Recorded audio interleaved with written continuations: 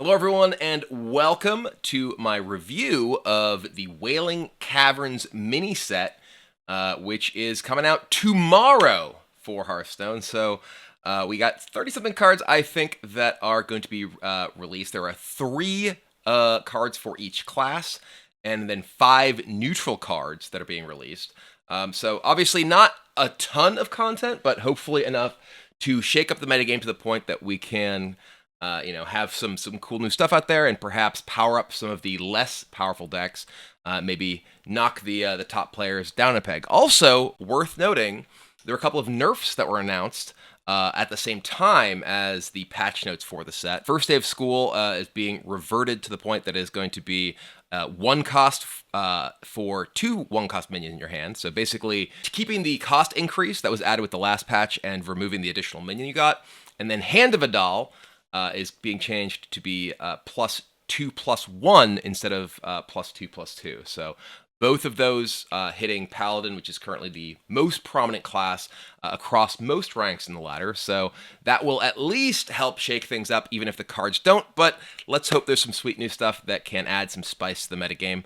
So let us get started with Demon Hunter, since we go in alphabetical order. And our first card is Fel Rattler. So Fel Rattler, this is a 3-cost 3/2 beast with Rush. Death Rattle, deal 1 damage to all enemy minions. So this is actually a pretty interesting card in a couple of angles. One, it is a beast, which matters for N'Zoth decks, and it is a Death Rattle minion, which matters for the Death Rattle deck. So actually kind of has a 2-pronged combination of effects that it gives to some of the Death Rattle Demon Hunter decks / N'Zoth Demon Hunter decks that both actually already kind of matter, right?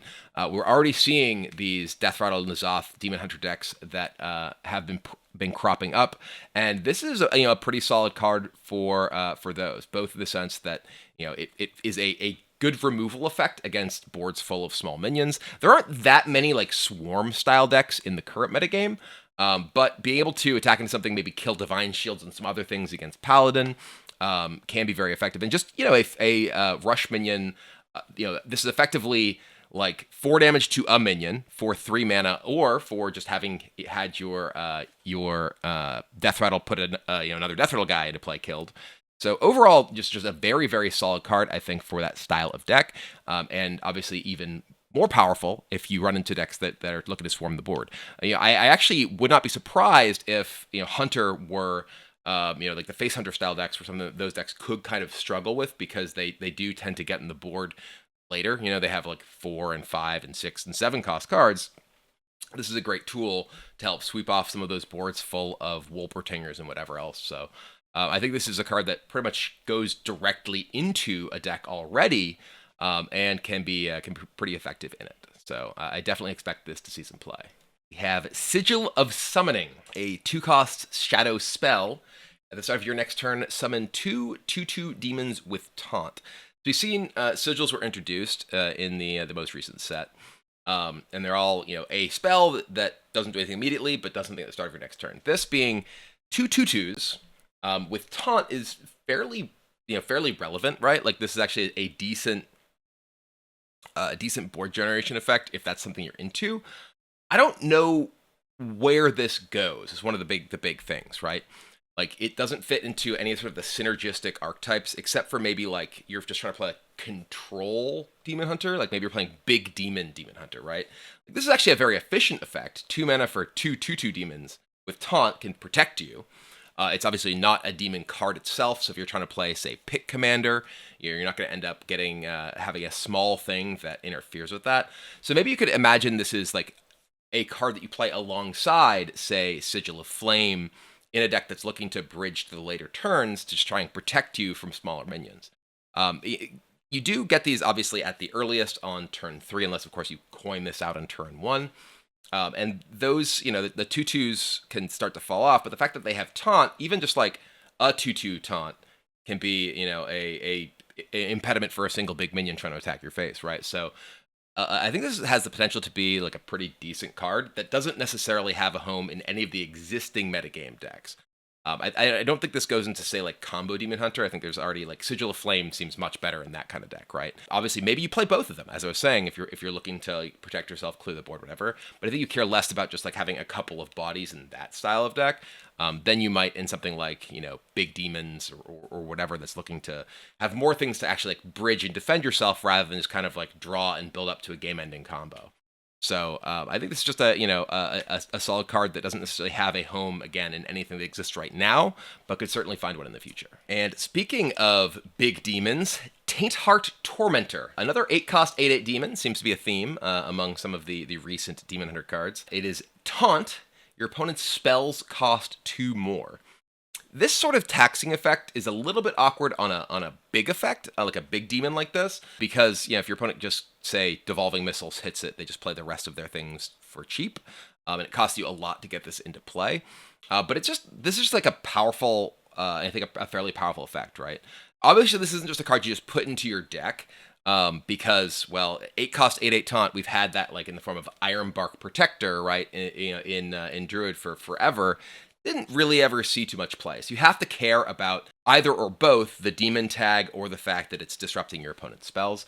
Obviously, disrupting your opponent's spells does make dealing with a big minion a lot tougher. This is a very powerful card if your opponent, say, is looking to play Celestial Alignment. Your opponent plays Celestial Alignment, and you're like, okay, I play this off your Celestial Alignment, and they can never play a spell again, basically. That's pretty good, right? That ends up being extremely powerful against those sort of combo decks. You can also play it faster off of the Discount Demon guy. You can also get it off of Pit Commander. Both of those actually matter quite a bit in terms of the demon tag. So, while I don't think this is going to be like a staple type card in, a wide variety of demon decks or whatever, a wide variety of Demon Hunter decks rather, it is something that I think can find homes in specific metagames looking to target, again, something like Celestial Alignment Druid. That is something that people have talked up being potentially strong with one of the new Druid cards, which we'll get to shortly. Maybe the metagame just has a lot of combo spell-oriented decks. This could be a powerful card against Otk Demon Hunter. It's a high-pressure card that makes it difficult for them to easily remove it if they're looking to play a bunch of spells in a single turn. So, I do think that this, has some potential, but isn't just a immediate slot into a lot of decks. Doesn't have quite the flexibility in terms of why you'd want what deck you want it is something like an Illidari Inquisitor, which we're currently seeing in a bunch of different Demon Hunter decks. Again, certainly a potential niche counter card to stuff like Celestial Alignment, and potentially another card that may lean toward wanting to build those big demon Pit Commander type decks. Next up, speaking of Druid, here is Lady Anacondra herself, who has sparked discussion about Celestial Alignment Druid being an extremely powerful potential deck in the new standard with the mini set. That reasoning being, you can play Celestial Alignment, then play her, and she now makes all your spells cost 0. All your nature spells at least cost 0, and there's a bunch of those that those decks tend to play. You end up playing her, and then you play Deviate Auctioneer and draw tons and tons of cards, and effectively can do everything you want to do with your. You no longer having the effective 1-cost tax on your innervates and lightning blooms and such, which Celestial Alignment typically does cause. She ends up in not only fixing that issue, but also discounting all the rest of your nature spells that exist in the deck, and can kind of just like have enormous crazy combo turn. So I think that she is definitely something which is likely to see play in those style of decks. As to whether Celestial Alignment decks will be as powerful as people are suggesting they may be with Lady Anacondra, I do think that's a kind of deck that has some easy ways to target it, right? If you don't want to lose to Celestial Alignment decks, stuff like Cult Acolyte, or as I mentioned, the Tax Demon that we just saw, the new Demon Hunter set, those always have some options for a variety of different decks. Much harder for that style of deck, I feel like, in the current card pool to be as dominant as it might be able to be in some of the others. But she is definitely a card that can make that deck a lot scarier, and I do expect her to see play. Next up, we have Fang Bound Druid. Say 3-cost 4/3 Taunt. Death Rattle, reduce the cost of a beast in your hand by 2. It's a pretty interesting card. I've been messing around a lot with Taunt Druid. You may have seen some of the videos on my YouTube channel, or seen some of the streams of it on Twitch. And one of the things that kind of does lack is like, the ability outside of Razormane Battleguard to make kind of explosive plays. You don't really play typical ramp, but this be able to reduce the cost of, say, a variety of things. You can even play this off of a Battle Guard, reduce the cost of something else, and have it even more explosive turn, for instance, which is just pretty crazy. There's a couple of like beast ramp type cards, but in the current environment, and there's also Menagerie Warden in the core set. So there's kind of these tools that seem to be pushing these beast decks, but I just don't know that compared to like ramp clown type stuff, that there's really enough tools that make them more appealing than the options that already exist. I feel like you need to have something like a Breath of Dreams for beasts, right? That really gives you, the ability to like take advantage of the kind of mid-range beast type stuff, rather than, just deciding you want to ramp all the way up to guardian animals slash clowns and such, because once you get to guardian animals, you might as well be playing stuff like Survival of the Fittest and clowns, it feels like, unless there's real incentives kind of in the mid game to be playing that style. And I think that Menagerie Warden is kind of one of them. This is sort of another, but I don't know that there's quite enough there yet. I think maybe if like Living Seed was slightly better or something, because like discounting your thing by 1 for 2 mana isn't that exciting. And once you get to 5, you might as well have been playing Wild Growth and Overgrowth and stuff. So I don't know that this necessarily has a home. I think that maybe you need some more beast support to really make that into a deck right now in Standard, but I do think that this is the sort of thing that is appealing there. I do kind of wish that this was like a 3-4 rather than a 4-3 in terms of just like how effective this kind of body can be. The fact that it dies to the weapon off of Sword Eater or to like a parade leadered 1/1 rush guy do really matter in some of these matchups, right? It ends up being, if you spend 3 mana for something that just literally dies to a weapon swing off of, not even just like Sword Eater, but the whatever the elemental weapon is, Hammer of the Naru or whatever it is. There's just a lot of things that can easily clear through this and not necessarily allow it to have like a meaningful board impact, and that's not something you can necessarily afford to be spending 3 mana on. Dies to solar or lunar eclipse. Just dies to a lot of things that makes it tough to really rely on as a body. So you really have to care about the fact that you're getting that death rattle, and the death rattle really needs to pay off. And I'm not sure that we have enough great beasts for it to do so just yet. And our final Druid card in the mini set is Deviate Dreadfang. After you cast a nature spell, summon a 4/2 Viper with Rush. This is a beast, so you can reduce the cost of this, and obviously reducing the cost of this is very helpful because you can cast more nature spells. This is obviously a very, very powerful card. If you do get it down and your opponent doesn't immediately kill it, the fact that it has 9 health does mean that it's tough to kill.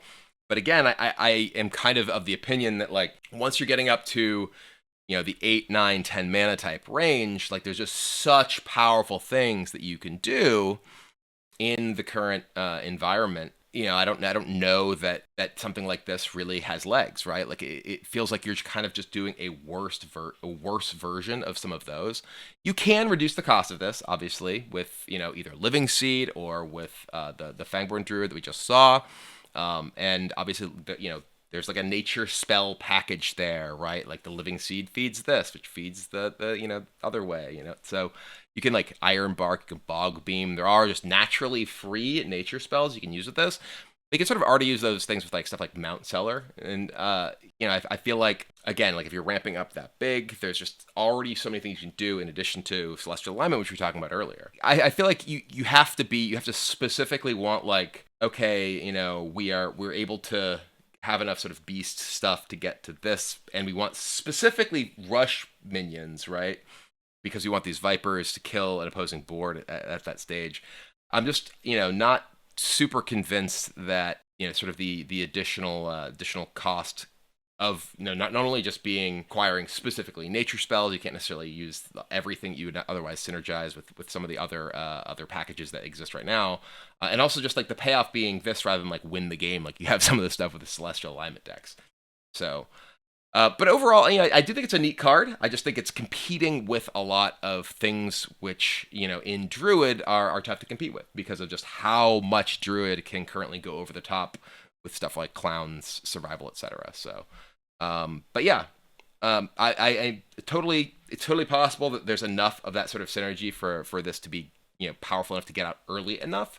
again with those discounts. Because if this does come down early in a lot of matchups, it's very difficult for any deck that doesn't have like transform effects or health setting to kill, because 9 is just a lot of health. And this can really just totally take over the game if it like gets out and has like a turn on board. So could be very cool, but my gut instinct at least is that it has too much competition at the top end in Druid already. All right. Again, only 3 cards per set, so now we are moving on to Hunter. Hunter gets Serpent Bloom.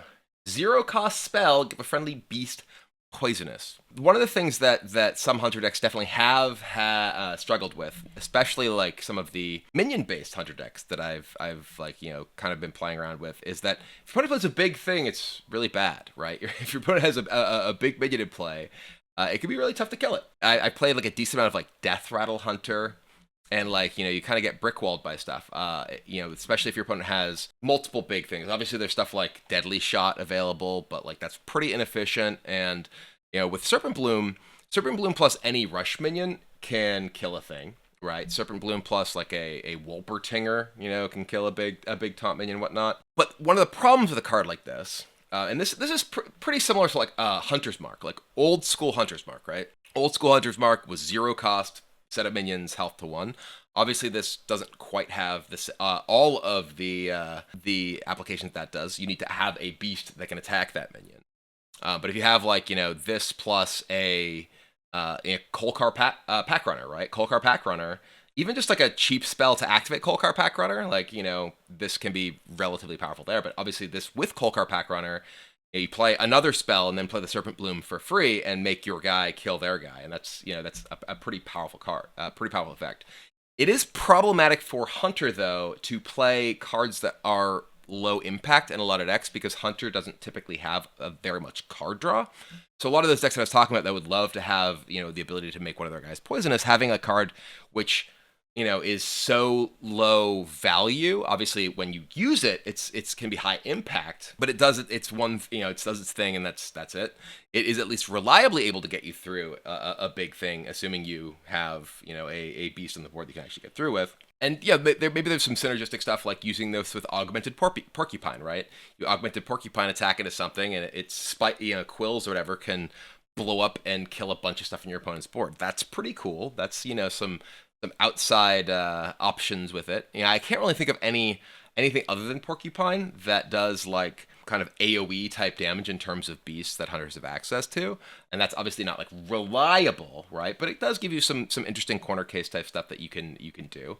And like there's a lot of like kind of sturdy type beasts that you have with death rattles and things like that. So I can see this being something you maybe play like a single copy of or something like that for those potential synergies. You do have tracking in Hunter, right? So having a single copy of something which has situational value can be useful. It's sort of interesting, the fact that it costs 0 rather than 1 means you can't get it with Kodobane. So you have to basically find it with tracking or just naturally draw it. It's a cool card to exist, even if it doesn't necessarily just immediately see play in any existing Hunter decks. But I do think that like if there are like just big minion decks that become popular and that Hunter can like struggle to deal with, this is one of the ways that you could potentially deal with them, outside of just putting the Deadly Shot in your deck, which messes with Kodobane finding Mancrick's wife. Next up we have Sindori Scentfinder. 4 cost 1/6 with Frenzy, summon 4 1/1 hyenas with Rush. This card is just kind of weird to me. Obviously, this is the sort of thing that like can work with the Serpent Bloom we just saw, but like you don't have like self-damaging stuff in Hunter. Like it's pretty powerful, right? If you actually trigger the Frenzy with this, but if you can activate this consistently, it's like a ton of stats for 4 mana. Maybe you use this alongside True Aim Crescent, right? You can True Aim Crescent your minions into your minion to theirs. You get the Frenzy. You get to send more stuff in. So yeah, it's sort of an interesting card. You can maybe use it with Wound Prey. You Wound Prey your own guy. But yeah, it's like this is if people don't have like AoE to clear them, it's also really obnoxious for them to have to deal with it. Maybe you can actually build like a token like deck with Blood Herald, which never really saw any play. Someone just mentioned that in the chat. Probably not, because the Blood Herald still just needs to sit in your hand, and then eventually just gets Devolving Missiled and goes away forever. But yeah, it's. I feel like there's a lot of competition for these sort of slots for a lot of hunter decks. Like, this doesn't necessarily go into a beast hunter deck. It doesn't have any specific synergies with like stuff like the mercenary. Doesn't work with a lot of that stuff. It competes with if you wanted to play Kazakus, which is a card that you see sometimes in these hunter decks. That don't play Piercing Shot. Kazakus is like a powerful thing that you can do it for. This is another 4 that competes with that. So I don't necessarily know where this goes. It feels like it is a strong card, and it's especially a strong card if you are playing, in matchups where you specifically like want to spread out damage. If maybe you're playing this along with the Serpent Bloom because you want to have enough guys, be guaranteed you're getting enough guys, you can actually go and clear their stuff. But there's not that many like hunter cards currently that really reward having this sort of swarm. I guess you can play with like Scavenging Hyena, be a Battlegrounds gamer, But yeah, it just feels like it's powerful, but I don't know where it goes or how you use it exactly. Which is, the kind of card that's kind of a neat puzzle, but I don't know that there's not enough sort of pieces that this supports right now, at least, in order to really justify trying to build toward it. But it's definitely something that I feel like will sort of pop up in like a competitive deck and be like, oh yeah, I remember that guy. He did seem good, but I couldn't figure it out. And lastly for the Hunter cards, another 4-cost card, Venom Strike Bow. 1/2 poisonous weapon. So this card is a little bit odd to me. One of the things that any of the Hunter decks that I have tended to play struggle with is that you just kind of die. Right? Like, like there's 2 cards of the 3 cards that Hunter got that are like, hey, you can kill big things. One of them, at least, allows you to use a small beast to kill your opponent's big thing and not take much damage. This one is, okay, you can attack and it's the big thing and you can kill it for sure, but you're probably going to die too. Obviously, this can work with like, say, Ace Hunter Kreen. Ace Hunter Kreen plus this is just like, you have Hyper Blaster from duels or whatever. You can just attack into the thing and kill it. But other than that, this just seems tough. This just seems tough to use, right? Like maybe there will be like a card in a future set that allows, your hero to attack something with like a free hit, but you're immune. I don't know. And then you can use this and this card's great. But this just feels like, like so hard to effectively use because Hunter like is so limited on its ability to use its life total as a resource, thanks to having like such little healing, so little like access to taunt. It just does not feel like a card that really fills the holes that I'm looking to have filled in a lot of the Hunter decks that I've tried to make work. Maybe there's a world where there's just like really high health, really low attack taunts that you want to get through, and this is your answer. But I'm not seeing this one for now. All right, next up we are on to Mage. And first one is Flowcaster. 6-cost, 5/5, costs 2 less for each frozen enemy. I didn't know mages could play minions, so there's no deck this goes in. No, this just doesn't really seem particularly exciting. Maybe there's a mage deck that makes multiple like small freezing minions, and you can play this guy for like 2. Or for free even. But especially without like Frostbolt, far less ways to just like easily naturally freeze your opponent's stuff. This is a lot like the secret guy, right? The guy who costs less for each secret. Wasn't there a guy who's almost exactly like this? I know that was the Cryomancer who got bigger when your opponent had frozen minions. I mean, this can be good if you have it with like Varden, right? Freeze your opponent, like AoE freeze your opponent's stuff, play some Flowcasters. But it just feels like the fail case of this 6-cost 5/5 just feels really bad. And like if your opponent doesn't have minions for you to freeze, it's at best 4-cost 5/5. If you have to be attacking with something that freezes your opponent's face. And frankly, 4-cost 5/5 if there were like snow chuggers, right? Like if we lived in a world where there was like a 2-cost 2/3 that could freeze your opponent's face by attacking it, that could be really powerful, I think. So I do think this is a card that, like, with the right support, could be good. Obviously, there's, like, individual cards you can play, like Flurry or, Brain Freeze, whatever, that can synergize with this. But, like, currently, the best card draw to support, multi-card combos like that in Mage are, like, things that don't want you to have spells in your deck, or rather don't want you to have minions in your deck. So it feels a little bit awkward to try and make that work. But I mean, maybe, right? Like maybe there's enough tools to just like, you just freeze their stuff. Because there isn't like AoE freeze stuff anymore, right? There's literally just like things that freeze things individually. You can Cone of Cold, I guess. I mean, Cone of Cold, on 3 minions lets you play this for free. So the more I'm sort of thinking about it, maybe I'm convincing myself that I do like this card. But I think that in order for this to be consistently good enough against, an opponent who you doesn't have to have like a board of like multiple things for you to spend your actual cards on to freeze to discount this, I feel like you really want like, Snow Chugger to make this card actually good. So I feel like it's tough. It's too hard to make this like actually good. And so many of the best mage cards are stuff that encourage very different kind of play patterns than what this wants you to do. Makes me feel like this is unlikely to find a home, but I do feel like the payoff is good enough that, like, if there's some amount, of additional support, maybe this sees play. And frankly, some amount of additional support is one of the other cards we actually have to talk about from the new cards right here. Deviate Dungeoneer. So 3 cost, 2/3, draw a spell. If it's a frost spell, summon 2/1 elementals that freeze. So this isn't the Snow Chugger, right? You're not just like playing, the 2/3 that freezes your opponent's guy. But you can play this. If your deck is all frost cards, this is a 2 cost, 2/3. If all your spells are frost cards, right? This is a 2 cost, 2/3 that draws a card and makes 2 1/1s that freeze things. You obviously have to look at like, okay, well, how realistic is it for me to play a deck that is full of frost spells? And I don't think that there are that many good frost spells right now. There's like Brain Freeze. Did I say? I think I might have said 2 cost, 2/3. I meant 3 cost, 2/3. This is a 3 cost card, but 3 cost, 2/3 draws a card, puts 2/1 elementals.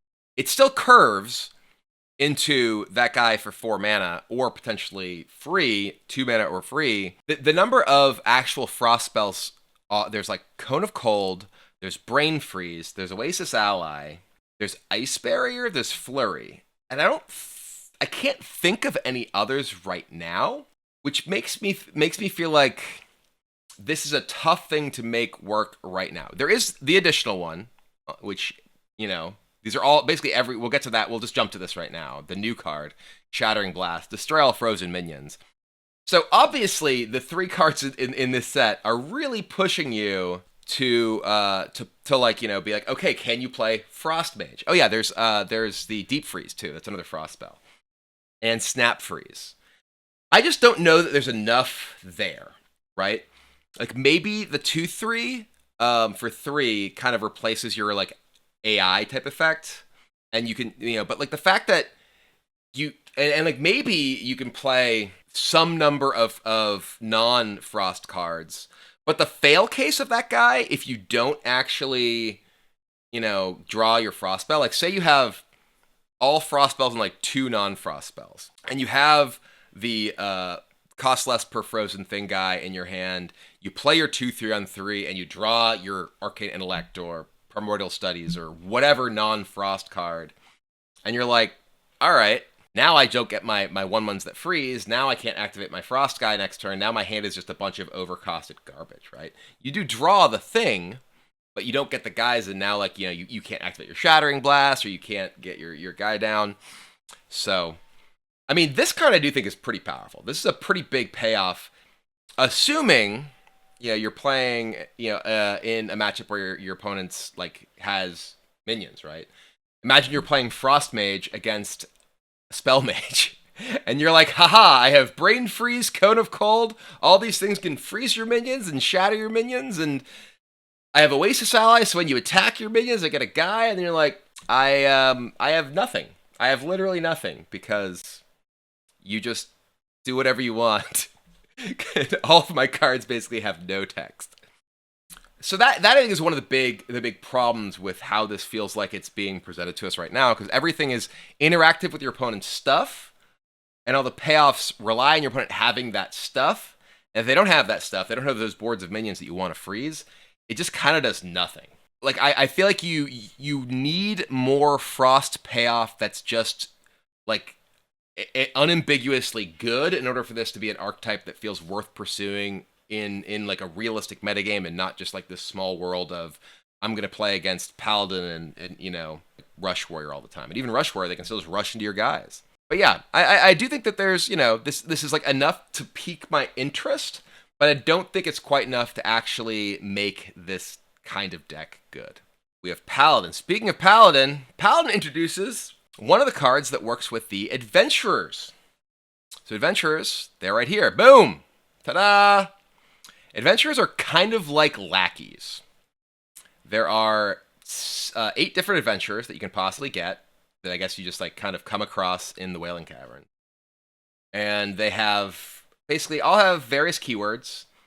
Taunt, Divine Shield, Spell Damage +1, Lifesteal, Wind Fury, Poisonous, Stealth, or Rush. So this is a 7-cost card. Summon 5 2/2s with random effects like this.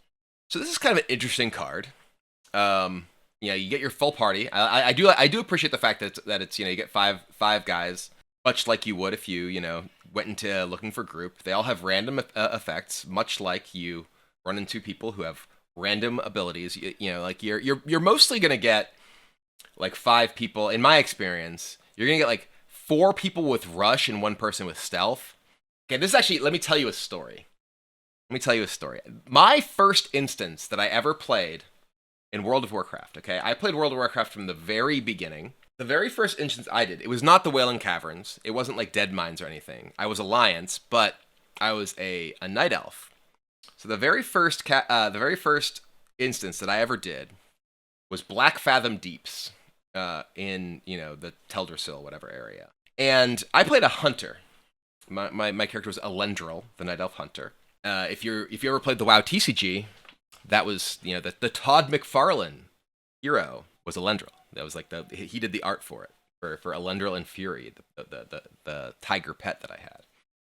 But I'm kind of getting a little off track. But my first dungeon that I ever did was with 4 other hunters because no one wanted to party with a hunter because they were just like everyone thought hunters were so bad. So we had no tank, we had no healers. We literally had our pets trying to tank the entire instance, and if we died, we just ran back from the spirit healer. So when I say that if you get a random party of 5 adventurers, it's just going to be a bunch of people with rush and whatever, that's where it comes from. Anyway, but I think this is a cool thematic card. I don't think this card is likely to be that good. There's like if you had more control over the things that you got, maybe it could be more powerful. Frankly, I actually think it's probably a good thing that the Paladin, this Paladin card, considering the status of Paladin in the current standard, isn't that powerful. I don't know whether or not this can summon duplicates. Can you get 4 rush guys? I mean, if you could get 4 rush guys, that would probably, if you got rush guys every time, it'd be pretty powerful. Overall, like if you get like a bunch of spell damage, right? Like in most Paladin decks are not going to care about getting a bunch of spell damage or getting a bunch of like Divine Shield's obviously insane. A bunch of Taunt could be good depending on the context. It is just a lot of stats, and if you're playing in a metagame against decks that do not have very much AoE, it could be powerful. There's a lot of single target type removal, which is frankly what a lot of people want right now against Paladin decks because they go individual big thing, individual big thing, individual big thing. But yeah. So I think we're mostly going to see Party Up cast off of like Deck of Lunacy or something, and not that much from people actually putting it in their deck. And if they do put it in their deck, it's more likely to be something like a dual deck that wants like additional threats, like Commencement, whatever, looking to play Party Up to have something else that can generate stuff outside of its like just individual big stuff. Probably wouldn't really see play there necessarily because 7's a lot, and you want most of your other stuff to be like barricades and things that are cheaper and everything. But it's cool. I'm glad it exists, and I think it's again a great time to print a cool, glad it exists, not that powerful Paladin card. This is a Paladin card that I think is definitely more powerful. Judgment of Justice. It's a secret. When an enemy minion attacks, set its attack and health to 1. Another obnoxious thing to have to play around out of these secret Paladin decks. And Paladin already right now has Reckoning, and Reckoning is a pretty obnoxious card to play around. This is very similar in a lot of ways, to like a Reckoning, except like often better. If you like attack oftentimes you'll like want to like trade into a minion, have your like mid-sized minion attack into one of their minions to like trade into it. It would have like 1 health left, and it like dies, and then would be almost gonna die, kill their guy. Reckoning triggers, it dies anyway. This, like, you're like, okay, you try and make that kind of trade, trying to play around, like, Reckoning, and like, okay, well, now your guy just attacks and dies, and then the Reckoning is still up. because you didn't trigger off the Judgment Justice. Interestingly, I think the fact that this is a holy card may make it less likely to see play in those decks, because you really don't want to draw this off of Knight of Anointment. You know, like you are like, the building those Paladin decks is kind of this weird space, because you have so many powerful cards that you want to like draw, like you want to maximize your chance of drawing like Hand of It right? You know, or whatever, and you end up kind of diluting it somewhat by adding this. But again, you know, just having like a diversity of secrets that kind of screws up your opponent's potential plans to try and attack into it. Could easily see this just being a thing that like you play one copy of, you know, to make playing around your stuff more difficult. You know, I don't think this is like a card that dramatically changes the way that you build Paladin decks. You know, like this is like, again, like something that's like, okay, you got a single copy that you can fight off your sword or whatever, but it does make it more awkward to play against it. And it is also like a card that, like, depending on the metagame, like if the metagame is full of decks with small minions already, then maybe this is just garbage, right? Like, part of the reason that I think you see less like noble sacrifices. You rarely see noble sacrifice in a lot of those decks, and in part because you want to ensure that your secrets are getting value when they get triggered, especially alongside Northwatch Commander, because you want to make sure that your secrets don't just get like triggered for no value, and then you don't get to draw your minion off of him. So I think that's actually an argument that maybe this doesn't see any play, or sees much less play, simply because it's too easy to trigger for the support of your card draw effects. So that I think is a potential of like very reasonable option, that this won't end up seeing play in a lot of these decks, because they actually don't want their secrets to be triggered unless they're having a really big impact, and this is very, very easy to trigger and do almost nothing. And our final Paladin card, Seed Cloud Buckler.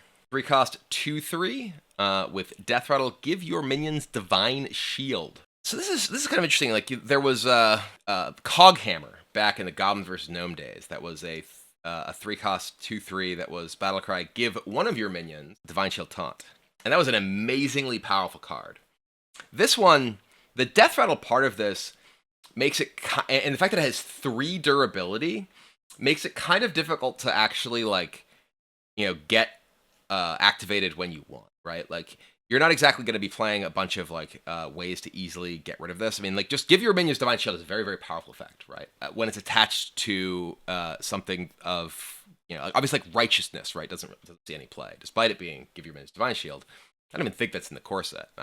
It was in standard, and ended up never seeing play. This takes some setup, and your opponent can try to predict when you're going to use it, but you don't necessarily have to trigger it when they think you're going to trigger it. It's not like the dormant guy who basically has the 1-turn window without them being able to kill it if you choose not to use it immediately. So I feel like you have to really care about the weapon half of this. Like, you have to really care about having a 2/3 weapon in order for the Death Rattle effect to be really compelling. Or there has to be particular interaction points in a matchup that, on turn 6, right? You play the Seed Cloud Buckler, I guess turn 5. Seed Cloud Buckler, attack. And you really want to get the Divine Shield on your turn 5 into something, right? So it feels like maybe this is more of a aggressive card because you care about the weapon damage than it is a mid-range card. Maybe you're trying to give your minions Divine Shield into an AoE effect. I do think that it has definitely utility, but if you look at how, again, a lot of the Paladin decks are built right now, pretty much every single one of them uses Sword of the Fallen, because that card is just so insanely powerful currently, and it's difficult, I think, to have both those in the same deck, especially alongside Hammer of Denario and getting your Elemental and whatnot. There's just not really a great place to put it. Maybe you end up having this in your deck to set up, in N'Zoth Paladin, right, into an AoE turn, on your N'Zoth. Though, again, if someone's able to actually AoE down your N'Zoth, they're probably doing it with either Brawl or Twisted Nether already, and not a damage-based AoE. Maybe this is good in Dude Paladin if there's enough support there. Maybe you try and, again, maybe that's a deck that really cares about setting up a turn, but again, that deck already has stuff like Balloon Peddler that can give its guys Divine Shield, so I don't know that this necessarily finds it there. So, But like I do think that this is a card that like I can think of ways I'd want to use this. I just don't know that any of those like fit into kind of the matchup dynamics or the deck dynamics that at least are currently seeing play for Paladin decks in Standard. But it is a strong card. It's just like I don't know if it necessarily has the right home in anything right now. Maybe use it with Party Up. Yeah, maybe you use this. You play your Party Up and swing the last charge of this, and boom! Even if you did not get Devout Adventurers, all your guys are Divine Shielded. Speaking of the Adventurers, they're going to hide for now.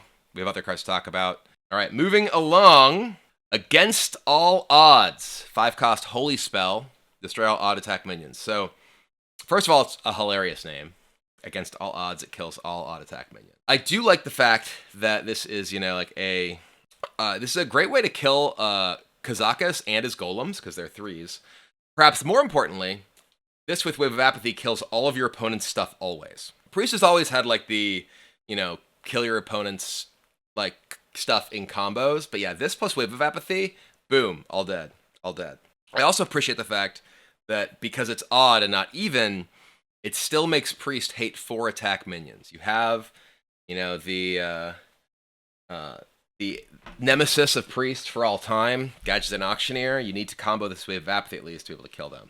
So yeah, I think this is a cool card. You could potentially use this with, like, maybe you want to buff your opponent's guys in order to blow them up with this. It is interesting. Most Priest buffs though are like Apotheosis or Power Word Feast, which are even buffs. So you'd have to have an odd buff to actually allow them to, kill your stuff with Against All Odds. But yeah, I think that this is a card that will. It's like Existence should at least. Change the way that you think about playing as Priest literally every match because they have so much Discover. Whether it's Palm Reading or Venomous Scorpid, this card, can come up even if they're not playing it in their main deck. And every Wand Maker in the history of the world against me keeps giving my opponents Wave of Apathy. So all my minions are just gonna die over and over and over and over and over and over and over. I could tell. I can tell. But yeah, like naturally, this card is actually kind of weak against a lot of the stuff that does see a lot of play, in the metagame, right? Like if you compare this to Paladin, right? Against Paladin, the 6/6 Elemental, the 8/8 Divine Shield guy, those don't die to this, right? There's like just so many things that like this needs to combo to kill, and maybe this ends up, like you end up playing like this and Wave main deck. Maybe there's other things that you play to synergize with Wave. Like Cabal Acolyte or whatever, and you can play Thrive to assemble those combos. Thrive actually hasn't seen that much play recently because people have been playing more of like the just the Discover plus Raise Dead combos, which doesn't leave that much room for Thrive in those decks. But maybe if you're looking for like more just like AoE type stuff that can clear off huge boards that you see out of Paladin these days. You want to play stuff like Wave plus this. There is the problem, of course, that relying on like combos like this, especially like multi-spell combos against stuff like Paladin, like it is much harder to get off like multi-spell combos that in order to be effective when you're dealing with stuff like Omayag, right? Like you often will need to have your test spell and then your combo, which is just more mana. But there are so many cheap spells in Priest already.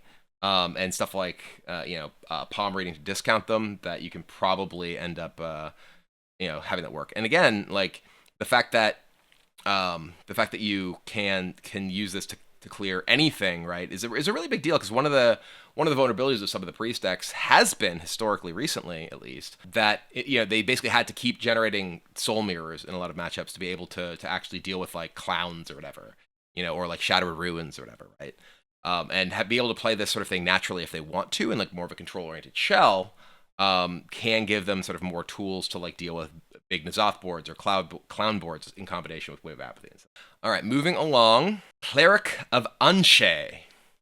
There's the Priest of Anshe, which is the like 5-cost 5/5 that was an like taunt that was like an 8/8 if you'd healed this turn, if you restore health this turn. This one is Battlecry if you restored health this turn. Discover a spell from your deck. So kind of like a Cleric of Scales, but it's like, requires the conditional of restored health this turn. So this is sort of a weird one to me. It feels like it's kind of tempo negative. Obviously, like Well, compare this to, right, we were just talking about Thrive in the Shadows, right? Thrive in the Shadows doesn't really see play currently, right, in a lot of decks. That, in part, is because, like, there's just so many other value options. I think this is clearly like a pretty like reasonable card, and maybe you want to play this in the same sort of Raise Dead shell, because you can always, like, if you Raise Dead this, you keep generating more stuff. It is discover from your deck instead of discover period, so it does specifically get stuff from your deck and thins your deck. Which has pros and cons, right? Like in fatigue situations, you sometimes rather discover things outside of it.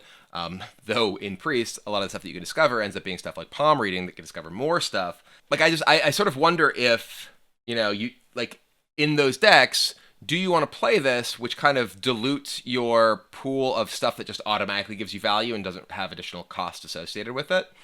Like if you're playing a Wandmaker Scorpid like Raised Dead shell, right? The Discover shell. This makes it so that instead of hitting those, you may hit this, which gives you like, okay, well, this is harder to use to generate value than Scorpid or Wandmaker. So it's interesting. I don't think it's clear. I do think this is like definitely a pretty solid card, but I wonder if it's again, like much like Thrive, is it quite good enough to find a home in those decks?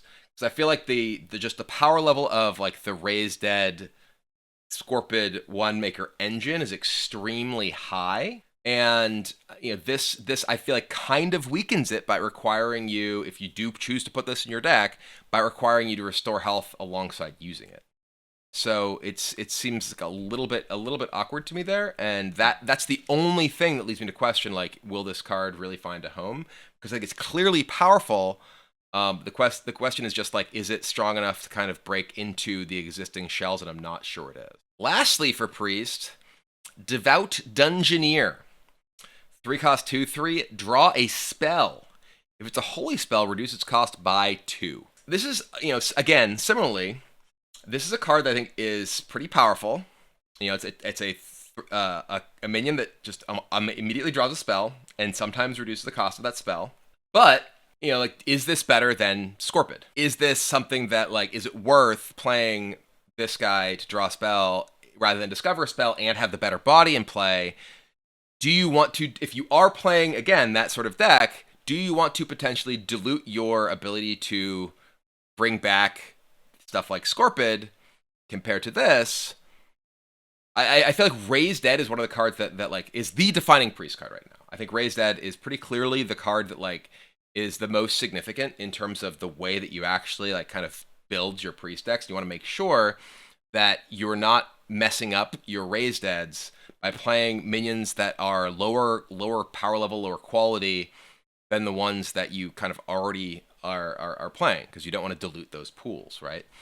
And like this Raised Dead is also a shadow spell. It's not a holy spell. So if you wanted to like try to maximize the power of this card, you want to play as many holy spells as you can.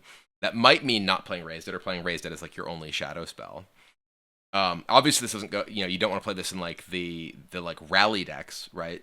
Because it's a 3 cost minion that stops you from getting your Bloodweaver and doesn't doesn't like contribute to that like synergy. I mean, I guess there's no like, if you do draw like Raised Dead, it's not like it's bad. It's not like you're not getting the effect, because like, well, it's not going to cost -2. So, but the big thing is like, do you want to just play? Maybe you play this in addition to that, in addition to Scorpius, because you just like want to draw more cards from your deck.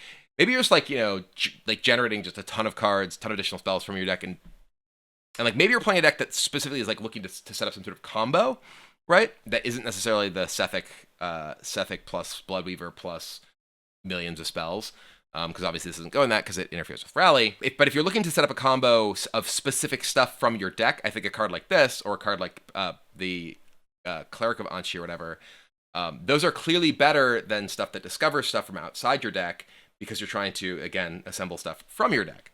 Like if you're looking to specifically, build like the Wave plus Against the Odds combo, right? Obviously it's a reactive combo, not a proactive combo, and I can't really think of like specific proactive combos that exist in Spell Priest right now. Again, outside of the Veilweaver rally stuff. But yeah, just being able to have more things that actually get you cards from your deck can matter, right? And that's again part of why I'm saying I think this and the Cleric of Anchi or Anche or however it's pronounced, they're definitely powerful cards. It's just a matter of like whether the card pool wants you to play with those or the things that are already kind of seeing play, given the shells that exist right now. And this is why I'm specifically bringing up, like, if there are combinations of spells that you want to specifically assemble, stuff like Thrive or this or the Cleric of Anchi are all better than the like Wand Makers and Scorpions of the world, because those get you stuff from outside your deck, whereas these are getting you things from inside your deck. These are getting you your specific cards rather than just cards. So anyway, there's just a lot of options for Priest to do that kind of thing now. So I actually think it might be like kind of dangerous to give Priest like really powerful multi-card combos that are proactive rather than reactive in nature, because they just have a lot of tools to assemble them with you know, self-draw, discover, whatever type effects. And this is certainly a component of that. Maybe there's like a like, you know, holy spell like minion buff kind of deck that this is good, you know, with be able to assemble like, you know, even if you're not playing like the like Rally plus Bloodweaver plus Veilweaver, you know, just like Veilweaver plus like this drawing you a discounted Power Word Feast or whatever can really help accelerate and do some powerful things too. So again, I think this is something that's very likely to be very good in the future, but I don't know that it fits into any of the current Priest shells right now.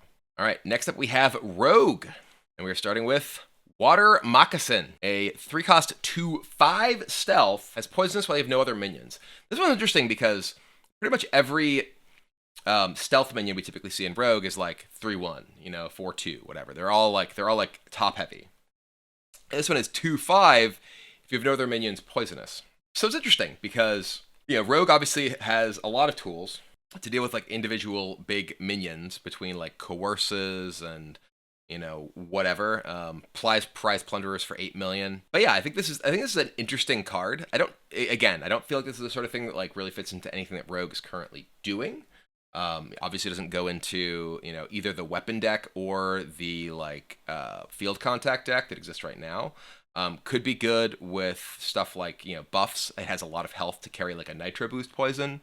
There's obviously, you know, still some of the stealth synergy stuff, right? You know, like maybe you play this in the in those stealth decks as an additional stealth option that gives you the ability to like punch through, you know, a big taunt minion or whatever.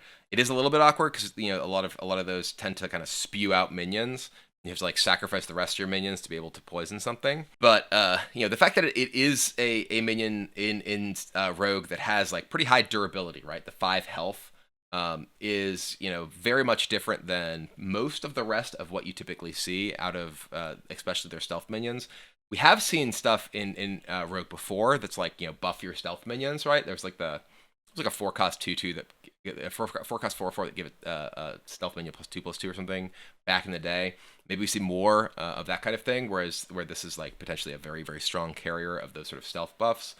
And then of course there's the, you know, draw card stealth minion guy, and that, you know, maybe this is, you know, like something that could help revitalize those sort of stealth type decks. But I do feel like they probably don't have quite as much power as the other Rogue decks that exist right now, and I don't feel like this guy really adds that much without additional support. So I think it's cool. I don't know that it's necessarily something that like is likely to see a lot of play right now without additional support. Next up we have Shroud of Concealment. 3-cost spell, draw 2 minions. Any played this turn gains stealth for 1 turn. This is a very interesting card. It's unclear to me based on this wording whether this is any minions played this turn gain stealth for 1 turn, or any of the minions you draw with this gain stealth for 1 turn. But this is like definitely an interesting card because in either case, you know, it definitely is something that can help support like minion combo based decks. And my guess is any of those minions drawn from this, because it says any played. So it like specifically seems to be referring to the 2 minions that you drew, which can make this, you know, like you could theoretically, this could be Auctioneer Conceal and all in one. Obviously, it costs like 9 mana or whatever to do that. You Shroud of Concealment, draw an Auctioneer off of it, then you have to play the Auctioneer off of it, and then you get to, you know, give it stealth. Boom! We're back in business. Classic Hearthstone once again. But be able to set up a lot of things. There's a lot of minions that you're like, I really hope this can survive for a turn, right? And this is the sort of thing that I don't know necessarily, other than something like Auctioneer, right? That maybe you prep this out, hope to draw Auctioneer, play your Auctioneer, go off. But like, there's lots of things you're like, okay, if this survives for like a turn, it's great. It's super valuable, right? Maybe this goes into you use this in the current field contact decks, right? Maybe you Shroud of Concealment and you Shroud of Concealment, and obviously like drawing, you don't necessarily draw field contact off of it, but if you do, it's insane. There's like a lot of stuff that you can potentially combo off with it. And even just like draw 2 cards for 3 isn't bad. Obviously, it's not like ideal compared to a lot of the stuff that Rogue does have, like Secret Passage or Swindle. But maybe you want more. Maybe you want like something else that can help set that up. Either way, I think this is a card that has a lot of if not current, then certainly future potential. Maybe you have a deck that's like, again, like I'm specifically using Auctioneer as an example because you could build a deck that literally just has like 2 Auctioneers as your minions. So you always draw it with Shroud of Concealment, and everything else is like spells that you play out, right? And be able to do that, or at least maybe it has like 2 and like then, I don't know, an Alexstrasza or a 10, I don't know. Like there's obviously a bunch of stuff that you could do to try and set this sort of thing up. And I don't know if any of this is better than Field Contact already is. But obviously Field Contact wants you to play a bunch of Battlecry stuff, which means you have a bunch of minions in your deck, which means you're less likely to draw your Field Contact with the Conceal itself. So, but either way, a lot of stuff that you can do with it, at least in theory. Maybe you set up like spell damage minions, and then you have like a big spell damage turn with your concealed spell damage plus 2 guys or something like that. There's a lot of cool stuff you could do. Maybe you have like stuff that can help draw you your, I don't know. I can't really think of anything other than like Cthulhu stuff. Maybe you're like playing just like Cthulhu Auctioneer. Everything else is spells, and then you have Cthulhu cards, and you just like set up Shroud of Concealment, drawing you Auctioneer, and then like, haha, play all these things, draw my Cthulhu cards. Getcha. Either way, I think it's a neat card. Again, cool possible stuff in the future or right now.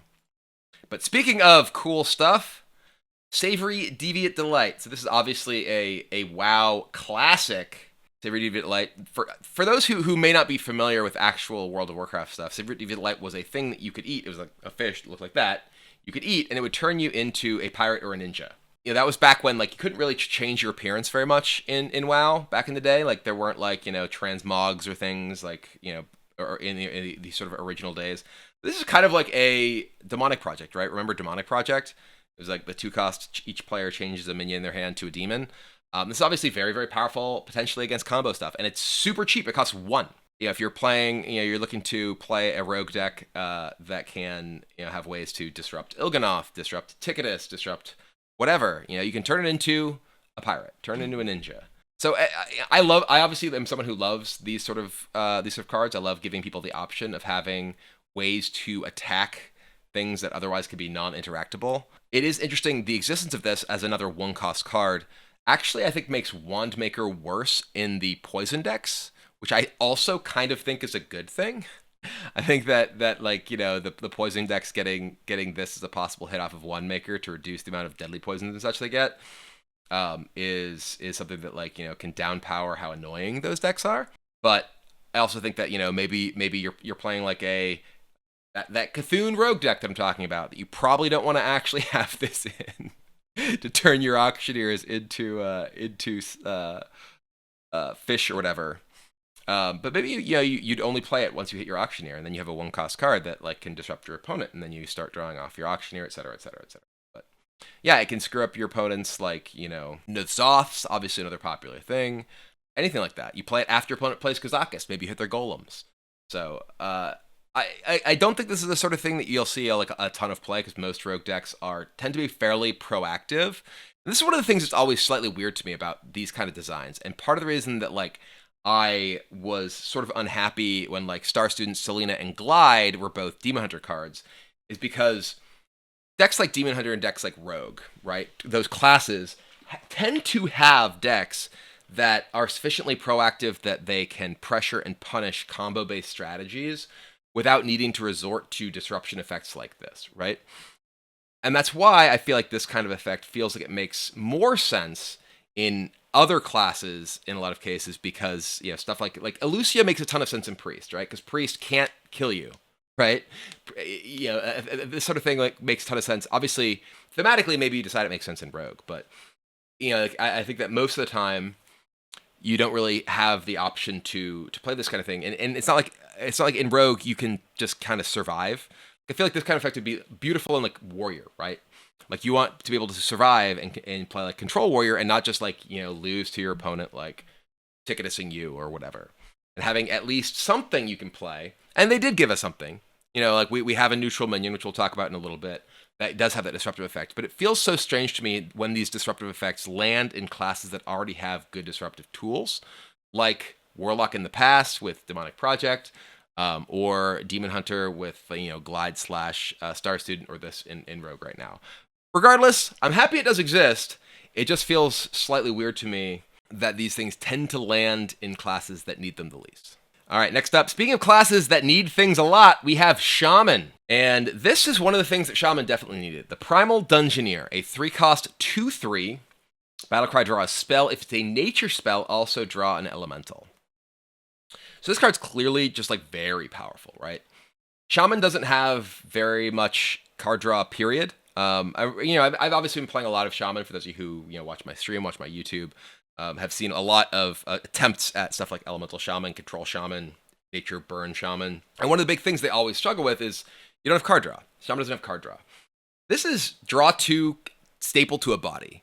My one kind of complaint, if I do have one, is that this isn't itself an elemental. Obviously, that may be asking too much because you don't want these chaining off each other.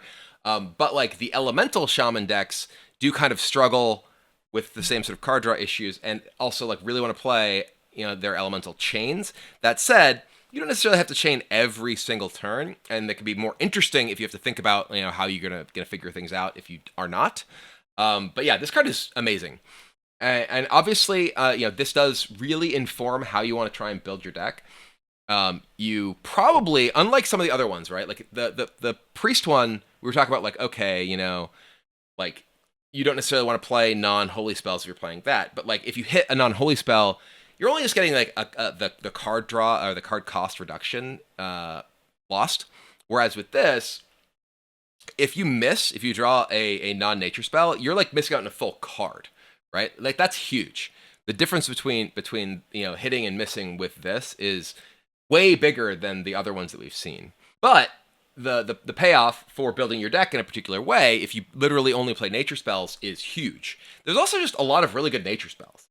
Like you can't play stuff like Primordial Studies or Guidance, but you can play Lightning Bolt, you can play Serpentine Portal, you can play Torrent, you can play Tidal Surge. There's just a lot of really, really powerful stuff that you can play and get your double card draw off of this. But yeah, I think this card is super, super good. I've seen some people say that they think this should be 2 mana. I think this card would be outrageously powerful at 2 mana, and is still very, very good at 3 mana. It is an excellent, excellent card. And you can play this in you don't have to be an elemental deck to play this, right? You can play this in a deck that just has nature spells, right?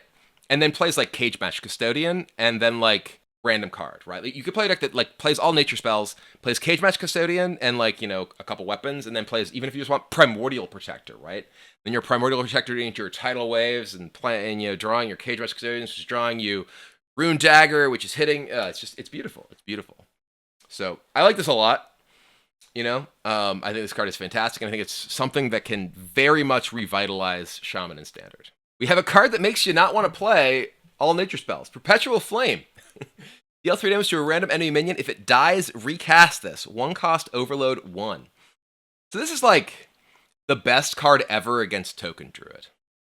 It is 1-cost, kill all your opponent's stuff, even if they have Soul of the Forest. I think it works with Soul of the Forest because it's recast this. So like literally, if your opponent just like, I guess it overloads you every time it casts because it does. Maybe it's not as good as I was initially thinking, because I guess it actually, I think it does overload you every single time. Now that I'm thinking about it. Is it overload every time? Because like recast, is overload part of the cost or part of the card? I don't actually know 100% if it does. I think it probably does, because otherwise it literally is just gonna kill every single one of their things for 1 in a lot of cases, and that does seem like it's probably too good. I do think this is still like a potentially a very powerful card, because even like kill your opponent's stuff skip your next turn is like pretty good because you know a lot of like stuff like there was elemental destruction before for Shaman that was like, you know, kill everything. That obviously overloaded you for like 5, but that killed your own stuff, right? Like, this is a card that you can play with a board, kill your opponent's stuff, and keep your board, right? You can play this. Does recasting this count for Unbound Elemental? Like, if you have Unbound Elemental and they have a board full of tokens with Soul of the Forest, are they just dead? Like, do they literally die? I don't, because I think it's when you play a card with Overload, or you play, I'm not sure, but I think it's after you play a card with Overload, which I don't think it's after you cast a card. So I don't think this works and just explodes your opponent if you have Unbound Element. Because of it's recast, whereas it, you know, after you play a card with Overload is Unbound. So I don't think it kills them with Unbound Elemental. It will still clear a board of stuff with Soul of the Forest on it, though. Either way, it's a pretty cool card. There's a lot of discover effects. You know, you can get this off of like Wand Maker. You can get this off of Guidance. You can get this off of Instructor Fireheart. There's just obviously so many ways that this can come up in a game, even if you don't actually actively put it in your deck. And you know, you can. This could be a card that you know. It's weird because outside of potentially playing, you know, the thing that gets you a nature spell and dodging an elemental, there's not really ways in Shaman to find specific stuff in your deck, and this obviously is on a nature card, so can't really go into that sort of deck. So you can't like have a way to like dig this up in a matchup where you want it. You're probably going to have to be discovering it or getting it off of like a Wand Maker there. But I definitely can see this being kind of a blowout in a lot of board states. But unfortunately, it's not the Unbound Elemental OTK. Well, perhaps fortunately, it's not the Unbound Elemental OTK that we're debating whether it possibly could be. But again, cool card for a lot of matchups. Probably not something that's going to see a ton of play unless there's like a ton of token decks floating around that you just want to blow up. And lastly for Shaman, but definitely not least, Wailing Vapor. 1 cost, 1/3 elemental after you play an elemental, gain +1 attack. So one thing that I had been saying a lot in my attempts to build Shaman decks is that I wish that they had more 1-cost elementals. I wish they had more 1-drops. This is like Tunnel Trog-ish, right? Tunnel Trog being, you know, of course, the 1 cost 1/3. Whenever you overload, get +1 attack. This is whenever you play an elemental. Being able to play, you know, this into, you could play like this into Kindling Elemental, into Kindling Elemental, into Kindling Elemental. Just keep discovering Kindling Elementals. Boom, they're dead. I mean, you can't really do that. But, I mean, one of the big things is like this is just a 1-cost thing that allows you to chain more easily, right? One of the things I was talking about with the Dungeoneer is the fact that, oh, this is a non-elemental, so it kind of breaks your elemental chain. That is less likely to be true if you're more easily able to play a Kindling Elemental or a Wailing Vapor next to it to keep things going with your chain, right? So I think this card is excellent, is exactly the sort of thing that I wanted to see. You know, an additional cheap elemental card, additional card draw for Shaman that can kind of piece together the things that you want. That's definitely the deck that I'm going to be sort of immediately trying when the expansion, you know, the mini set is released, is Elemental Nature Shaman. And this and the Dungeoneer are obviously why. Next up we have Warlock. Unstable Shadow Blast. 6 damage for 2. Deal 6 damage to a minion. Excess damage hits your hero. I think this is a really interesting design space. Because obviously, like, you know, deal 6 of something for 2. Wow, that's awesome. But deal 6 something for 2. Ooh, that's dangerous. This, I think, is actually pretty great. Because there are a lot of just, like, big things, right, that you want to be able to kill right now. Like, the specifically, this is fantastic against the 6/6 elemental off of the Hammer of the Naru, right? The Paladin weapon. And, you know, there aren't really that many things that care about, like, you damaging yourself. You know, there's, like, obviously there's Dark Glare, but, like, this feels like much more of a control card than it is an aggro card. Maybe this is the card you play in an aggro deck alongside Dark Glare, so you can get rid of the, you know, their big taunt. Just fire it off, you know, a lot of damage for 2. There is already a lot of removal in Warlock. It is a shadow spell though, so it is another card that can work with Tamsin Round. It's a cheap card that can work with Tamsin Round, which is a very big deal as well. Being able to, like, you know, against like a big board of minions, you know, you play like Tamsin into this, shoot another one, boom, boom, boom, boom, boom.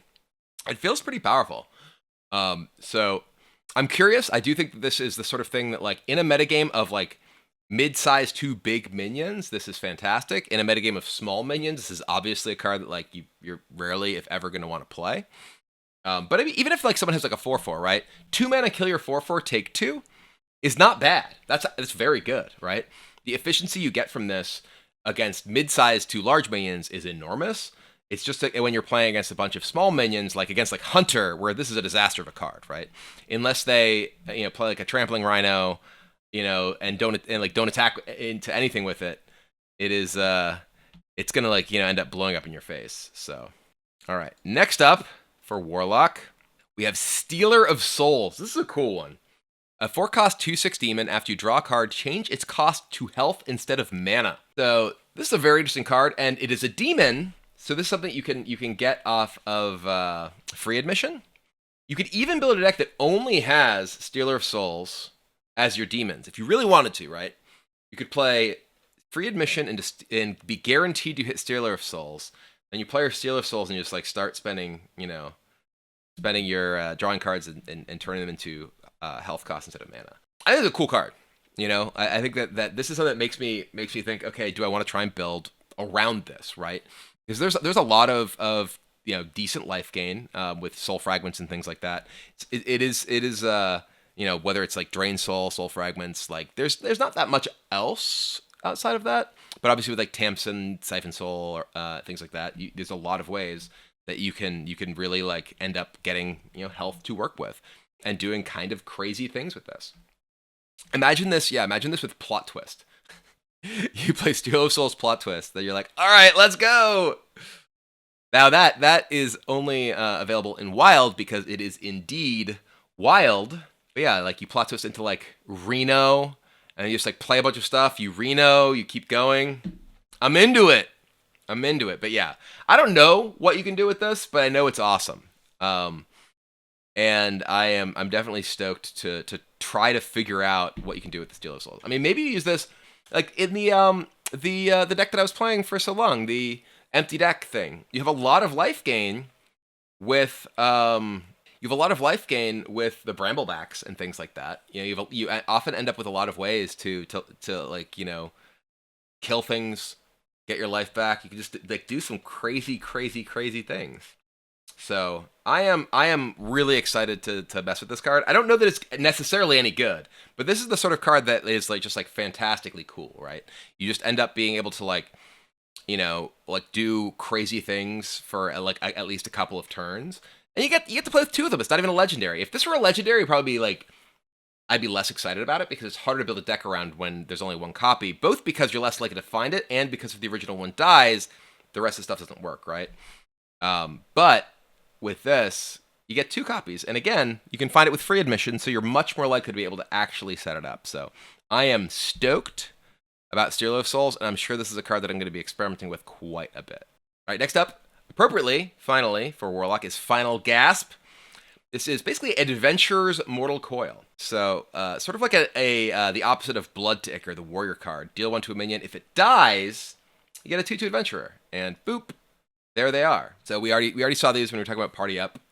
But for a proactive deck, right? For a zoo style deck, this is like kind of like a better Mortal Coil, because with Mortal Coil in control, I think you'd rather have Mortal Coil pretty much every time because you don't care that much necessarily about the 2/2.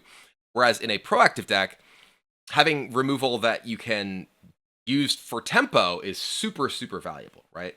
You end up hitting their guy and getting a 2/2, and some of these 2/2s can be insane tempo, right? Like you kill your opponent's guy and get a 2/2 Divine Shield for 1 mana. That's insane, right? That's super good. So while obviously the previous card we were talking about, was more of like a combo control style card, or maybe you use that in an aggressive deck too and just kind of spew out all your stuff on the board. This is definitely something that I feel like wants to go into like a zoo style deck. Obviously, like old school zoo playing this instead of Mortal Coil would be like insane. And there's a lot of the stuff in the zoo decks right now. That you are seeing are things that care about you having a big board, right? So stuff like the Ritual of Doom that wants you to have enough minions to turn one into a demon.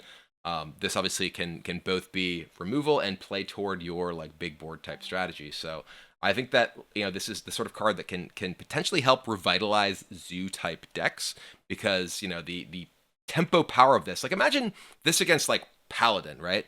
Paladin's like turn 1 Knight of Anointment. You're like turn 1, kill your Knight of Anointment, make a 2/2 Divine Shield. And it's like, oh, that's much worse. So yeah, I think it's a very, very powerful card. I don't know if there's going to be enough tools for, like Zoo-style Warlock right now, because we're not seeing a lot of it currently. But this is definitely a card that can certainly help revitalize that archetype. And lastly, for class cards, we have Warrior. Starting with Man at Arms, who is not friends with the adventurers, so they can leave. So 2 cost 2/3, meh. Battlecry, if you have a weapon equipped, gain +1/+1. So there aren't that many good like early weapons. This guy doesn't have a type. So like if this guy had a type, say he were like, a pirate, right? Then I'd be like, okay, maybe you play this alongside, the Ringmaster's Baton. But the fact that this guy is a no type 2/3 and is only buffed if you have a weapon equipped on turn 1 is not like that exciting to me. There is a friend for him if you want a turn 1 weapon in the form of Whetstone Hatchet, a 1 cost 1/4. After your hero attacks, give a minion in your hand +1 attack. So sure, this does enable Man at Arms. You can play Whetstone Hatchet on 1. You enable it, and you have your turn 2, 3, 4. That could be good. This is a decent weapon, right? I don't think it's a great weapon, but this is a good weapon against the early minions from like say Paladin. Being able to kill a Knight of Anointment, be able to knock off Divine Shield on Righteous Protector. This is like a pretty solid card. It only does 1 damage, so it's like obviously not great at like going face, but is good for like hitting off Divine Shields and such. Can be you can potentially like buff up some things in your hand pretty meaningfully with it. There aren't like that like Divine Shield minions you're really realistically going to be like buffing up with this. And one of the problems I think with anything that encourages proactive Warrior is that unless you have really good early weapon support, those decks tend to kind of fall apart.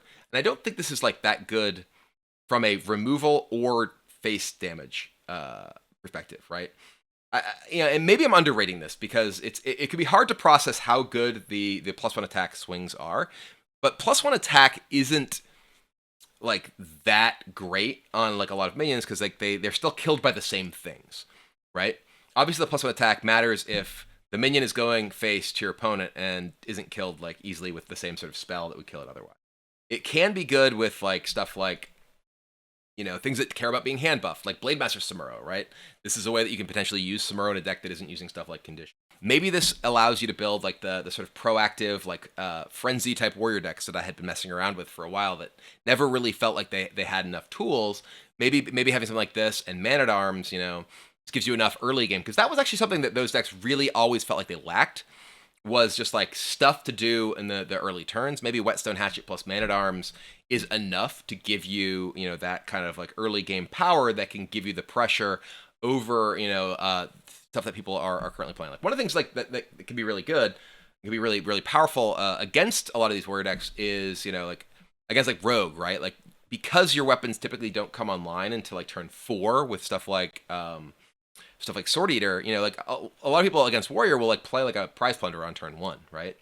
To just get in multiple attacks, preemptively answer some of your early minions. But Whetstone Hatchet makes it you can kill your opponent's like early things and still enable your early board there. So I think that like my initial reaction to this was meh. And the more I think about it, I'm like, well, against a lot of the specific stuff that does exist, maybe this is good. And obviously like buffing like Rush minions. This is obviously at its best, I think, if you're buffing like Divine Shield minions. Maybe you play this, in the same deck as like, Darkmoon Dirigibles. I probably like that card more than just about anyone else in the world. But yeah, be able to buff your Darkmoon Dirigibles is great. Yeah, additional attack on your Divine Shield guy. Haha. But there's no more charge stuff to really be buffing. Like you're not like buffing like Crorcon Elites or things like that. So obviously you have at least a little bit less potential face value for your aggro stuff.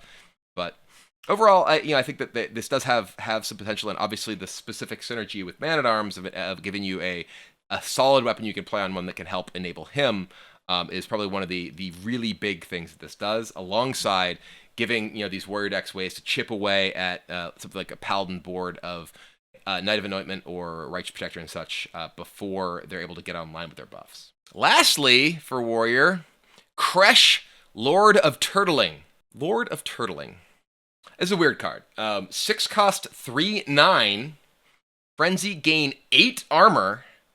Death Rattle, equip a 2/5 turtle spike. Okay, so people in the chat are telling me that this is a beast. That was actually gonna be my very first thing that I was going to say is, why is this not a beast? Because he's a beast. Look at him, he's a turtle. But apparently the tag is just missing in the image that they posted. So that's actually really good. That makes me happy, because one of the things that I, really would was sad about was seeing something like this and be like, oh, I can't even bring this back from N'Zoth. I think it's actually a really big deal, seeing these like typed versus non-typed minions, especially with the buff to N'Zoth. I really, really care about the type that everything is.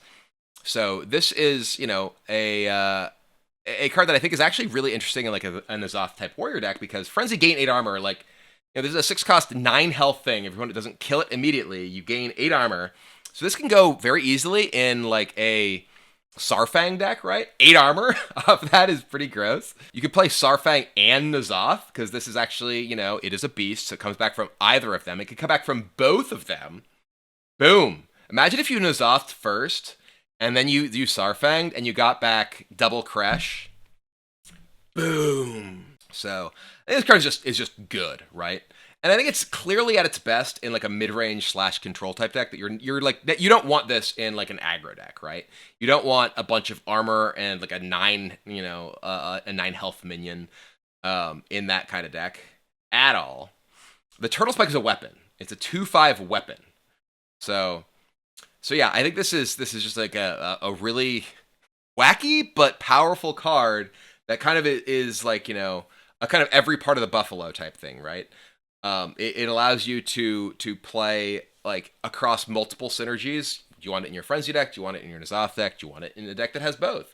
And that's one of the things that I feel like has kind of been lacking, is that, pretty much every Frenzy card up to now is just a Quillbore.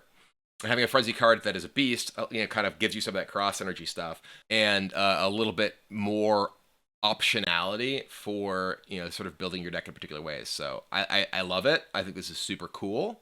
And I'm looking forward to to saying that I will play Kresh, the Lord of Turtling, because, well, it's just hilarious.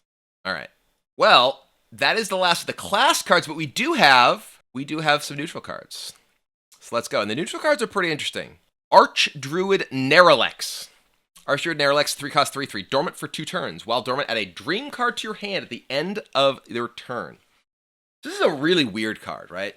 You play it in turn 3, doesn't do anything, but it gives you a random dream card. Dream cards, of course, are the cards that come from Ysera. So you can get either Dream, Nightmare, Ysera Awakens, Emerald Drake, or the bad one. All of those are really, pretty powerful cards. Obviously, like the fact that you are spending 3 mana and not doing anything immediately. It's kind of like an Arcane Intellect, right? You play Arcane Intellect and you draw 1 card now, 1 card later. You can always play, if you play this on turn 3, you can always play whichever one you get the next turn, right? Because the most expensive one is 4. So, like a lot of times you would play Ysera previously, like back in the day, way old Ysera. You'd play it expecting it to like die after at most a turn or 2, right? And you just wanted to get a couple dream cards and force your opponent to kill it. This, obviously, they don't have to kill it, right? But you can get a couple of dream cards and, like, curving, like, if you happen to get, like, the minions, well, I even forget the name. The bad one. The 3/5 can't be targeted one. While that is not a particularly powerful card to get off of Ysera at 9 mana, if you get that on turn 4, to play, you get a 3/5 can't be targeted Laughing Sister. That's what it is. That's powerful on turn 4. It's a 3/5 that your opponent can't target on turn 4. And you have 2 mana left over. Same thing with like Emerald Drake is insanely strong on turn 4. I think probably the worst thing to get most of the time is going to be Nightmare. Because you don't even have a minion that come into play on turn 3. But you're going to get another card too. And, I feel like you're going to want to play this in a deck that cares about, that cares about the minions and Nightmare. So you're probably not playing this in like hard control. But maybe even then you are, because even like a hard control deck, like maybe you have stuff like Samuro that you're going to be, getting power off Nightmare as well. I've seen some speculation. You can play this with like Maev, right? You play this with Maev, you put him back down, go back to sleep, give me some more dreams. You know, he like wakes up and you're like, you know, oh, here, have some melatonin, buddy. Get back to sleep. Give me the good stuff. But yeah, I think this is just a very cool, very powerful card. Obviously, like, you know, it's a tough card to necessarily play against like a very fast opponent. But again, just think of it as playing a card draw card, right? It's a card draw card that gives you, you know, super undercosted stuff in the form of the dream cards, and then gives you a body a couple turns later, which is really good. So I see people saying this card is the sleeper of the expansion, which is funny in the sense that yes, he is a druid who goes to sleep. That's the whole deal. But I don't think it is a sleeper in the sense that people don't realize it's good, because I think it is very clearly very good, and I do think that we'll see a strong amount of it. All right, next up, Selfless Sidekick, a 7-cost 6/6. Equip a random weapon for your deck. This is interesting in that it is a weapon tutor effect, which is a big deal. This card in, like, say, Warrior that plays double Outrider's Axe, you know, you're and like a Gore Howl, right? This is it gives you it's a 7-cost 6/6 that spends another 4 to 7 mana and puts like a huge weapon into play. So I think this is actually like a decent card for like putting, you know, like getting a big weapon, right? There are not that many classes that have big weapons. If you have like, you know, Doomhammers or again, Outrider's Axes, Gorehowl type effects, I think it's actually pretty powerful, right? So I don't necessarily a card that you really want like right now in any deck in Standard, but Tutor a Thing is a really powerful effect. You know, like, and that's one of the most important things when you're looking at to evaluate cards. One of the reasons I was talking about, like, you know, the like Druid draw a spell, if it's a nature spell, draw an elemental. This can just be like, you know, this effectively tutoring a small number of elementals from your deck, even if you're not playing Elemental Shaman, right? If you're playing a deck that like really wants to draw Primordial Protector, really wants to draw Alakir, really wants to draw Cage Match Custodian, you just have a way that you're just going to draw those all the time. And this is not only draw it, but play it, equip it, right?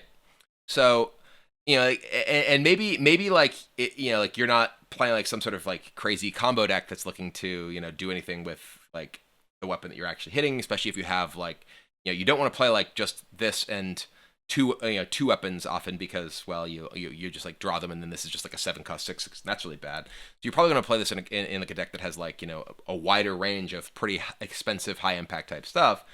And, you know, but again, like even just this, like, you know, drawing and playing an Outrider's Axe in Warrior, you know, you're getting a 6/6, which is, you know, like pretty big. It's like decently sized for 7 mana. And obviously this isn't like, you know, great stats for the cost. We're not talking Boulder Fist Ogre or anything.